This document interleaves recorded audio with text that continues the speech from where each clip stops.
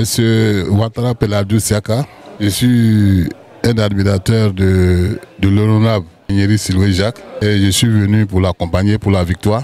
L'honorable Nyeri Jacques, calme, humble, beaucoup de gentil, il est social, il est serviable, il est humain, il rend beaucoup de services. Alors nous trouvons que un monsieur comme ça, à la tête de la commune de Ferké-Sédoukou, c'est un challenge que nous allons relever. Et toute la population de Ferké le saura. Et aujourd'hui, notre combat, c'est pour la jeunesse. Notre combat, c'est pour la jeunesse, puisqu'on dit que l'avenir appartient à la jeunesse. Et 2023, le président de la République l'a décrété l'année de la jeunesse. Donc je pense que nous saisissons le taureau par les cornes pour dire que oui, Siloué Nyeri Jacques, élu maire de la commune de Ferké, ce sera un banc pour la jeunesse. Nous allons créer des emplois pour la jeunesse. On l'a dit, dans 24 mois, le port sec sera opérationnel. Alors, si le port sec est opérationnel, et je pense que déjà s'il est élu le samedi, à partir de 18 h, puisqu'il va être élu, et si c'est confirmé, nous allons déjà prendre des dispositions, et travailler techniquement pour déjà voir quelle jeunesse, combien de jeunes nous pouvons recenser, leur trouver du travail dans le port sec. Et ça ne se limite pas au port sec. Et vous voyez un peu le port sec là, s'il doit prendre la jeunesse pour travailler, mais les jeunes même de Ferké ne suffiront pas.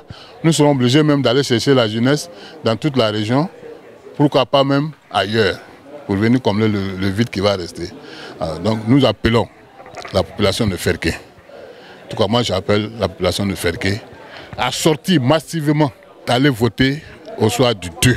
Le samedi prochain. Quand on dit le 2, c'est samedi, dans 2 jours, samedi là.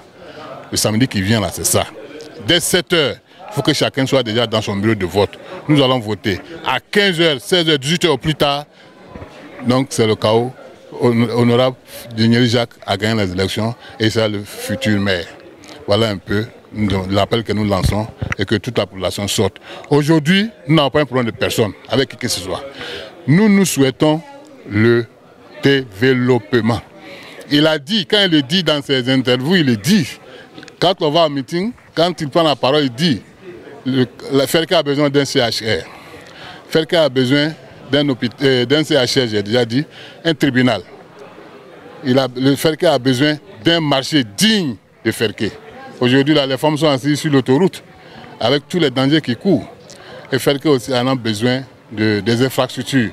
Et déjà le ministre d'État, ministre de la Défense, nous a promis 22,5 km pour la commune de Ferké, si l'honorable Nyeri est élu.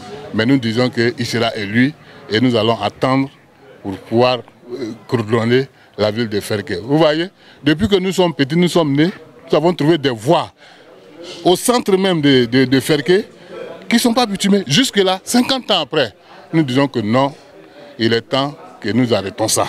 Quand vous sortez un peu à Badika, ce n'est pas la peine, tout est bitumé, Sinamatiaï, tout est bitumé, toutes les villes environnantes de Ferké sont bitumées. Pourquoi pas Ferké? Pourquoi pas Ferké?